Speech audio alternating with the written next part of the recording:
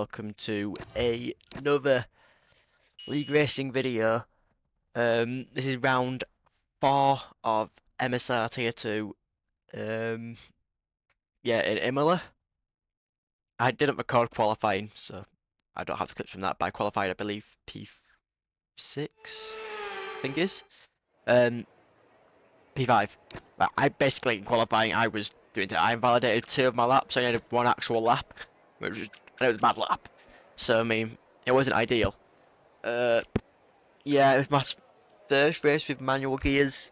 So manual gears, no ABS and no TC, so I was being super cautious, and it cost me a lot of time. So I'm thinking of maybe not doing all that again next week. Maybe just going on to maybe just no TC only, because I just get too cautious. I think it's becoming a bit of a problem with my racing, and it's costing me results. And yeah, I mean, I'm in the championship lead, so you need to get as many points as possible to maximise the points gained every race. So yeah, I think I might change it for next week and only use maybe no TC, and that's it. I don't want to risk losing the championship or risk losing important points or whatever. Here in Imola though, I basically made another big mistake this week when I was a setup. I went on way too high wings. Everyone else was running lower wings than me, and it made it pretty difficult to overtake or stay ahead of people. And you'll see that in this video.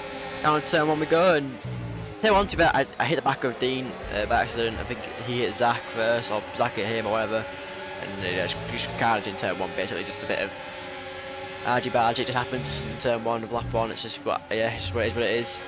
I get into P3 though, with both V-carbs going off, and yeah, good start for me. Yeah, there's a few annoying things that happened in this race, but yeah, again, a lot of them was my fault, so can't complain too much.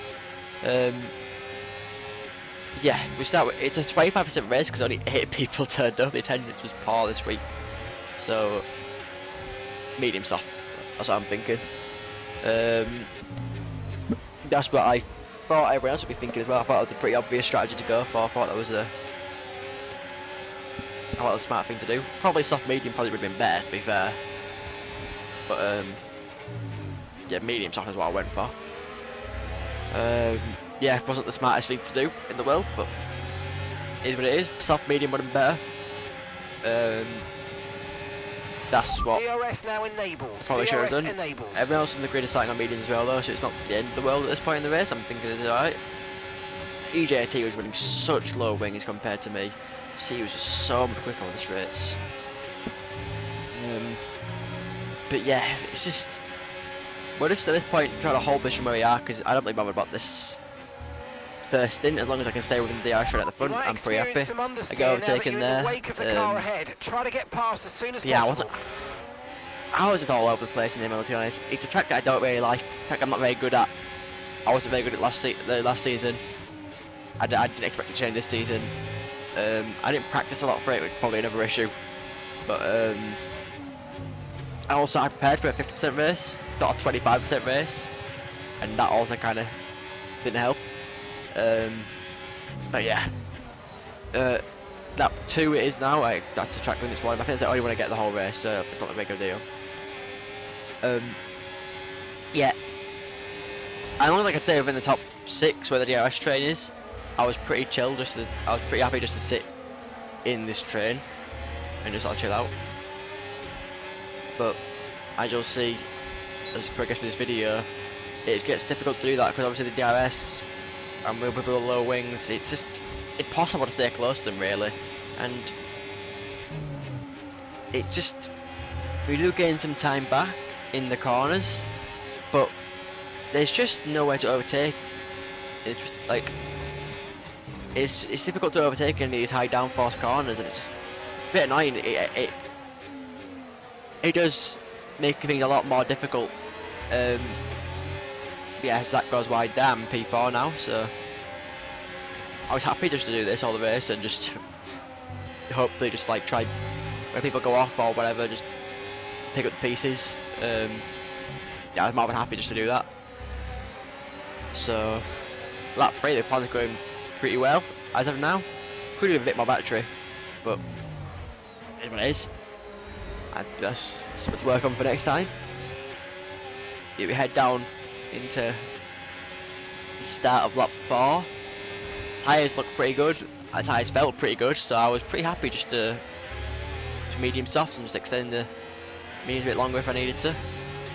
Bad exit through there though, and that's what cost me time. Stuff like that, small things like that happened throughout this whole race. I had bad exits or I broke early, and yeah, I wasn't maximising the time I could have gained all the time. And a lot of it did come down to nerves. That's some of the gears as well. Like their fifth gear works in qualifying when you're on the softs and you're going quicker, but in the race, shouldn't have done it. And I think that's why I might just do turn the business back on for the next race, so I can get that more consistency and less like mistakes happening from being nervous and from not being experienced on the no assists. But yeah, no, I'm not sure. I can't really that or not yet. That's still up to be decided yet.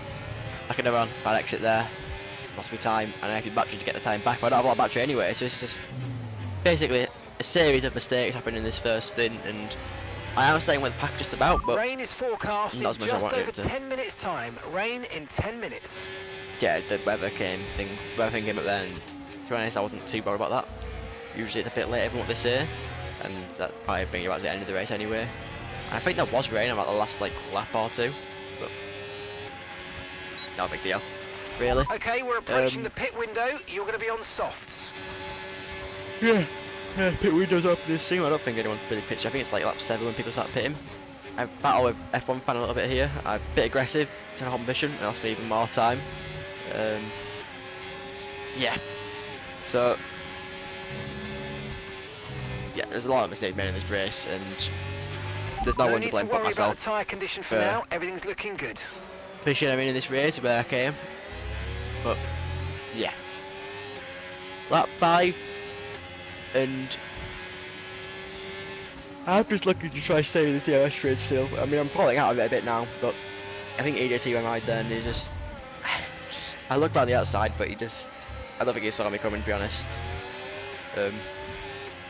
Yeah, really slow on the exit of that corner. I'm not sure what happened, but yeah, he got a penalty as well, so I was happy to sit. I know Mr. AFG in first also had a penalty, so I was happy just to wait really until I hope we just stay within 3 seconds of them both and take P2. But obviously, well, not obviously, you haven't seen it yet, but it didn't quite go to plan. We still got some good points, to be fair. So it's not the end of the world, but it could have been a lot better if we just would have been a bit smarter. Could have been a lot better. Yeah, we built a massive gap to the cars behind. It's just top 5 really in a train. Or we have lost time from the top 2 after EJT had that moment and slowed down. So we have lost time. This is where I start to lose time though now. I just lost all my pace at this point. I was driving so badly. It was terrible really. Yeah, there's no pace whatsoever. I was driving awfully, and to be honest, this was very frustrating because I think I had the like one lap pace, but in the race I was just nervous to get on the brakes. I was like too cautious on the brakes, too cautious on the throttle, so I was braking early, and I was like there, broke really early there. I was getting on the throttle later. Yeah, I wasn't taking risks basically. Not a very good race for me in maximising performance, but lap 9, still there on lap 7, people were pitting. Lap 9, I'm going to pit and pit on the softs. I've gone for an overcut here. This is a really long pit lane, and I didn't realise how long the pit lane actually took here, because I thought 20 seconds. Right, okay, I'll come out. We go. Back into the Back in the race. train. I'll That be fine. was a fantastic stop. I Faster did not than we come were out the back of the expecting. train. I was quite far behind. I come up behind McLaren actually. I come up behind Zach, and On the soft, I felt I had good pace. I could probably catch up to them. But look how long this pit lane is. It's 27 seconds about around. 20 seconds for a pit stop. Hell, it's not well. I was like 22 maybe, 23. I overtake Zach on lap 11, so it didn't take as long to get past him. I break away from him pretty quickly. I know it's that. F1 fan. EJT and Msr T2 both penalties, and F1 fan gets penalty as well. So I'm pushing really hard to catch up to them. If this happens, Mr. AFG, EJT, crash, Green flag. and I get an illegal overtake for overtaking under yellows. You need to But give that place back, I'm afraid. That was an I illegal overtook a overtake. slow car under yellows who was actually involved in the incident. That's just the game being stupid. That's a bit annoying. Got myself stuck behind Mr. AFG for a couple laps until the end, which meant I couldn't catch up to F1 fan and get within his 3 seconds to get the P2. But yeah, P3 still is what it is. Not the end of the world. Could have been a lot better though. Definitely could have been a lot better. So Spain next. Hopefully that goes a bit better. Yeah, I'll see you guys next time. Bye.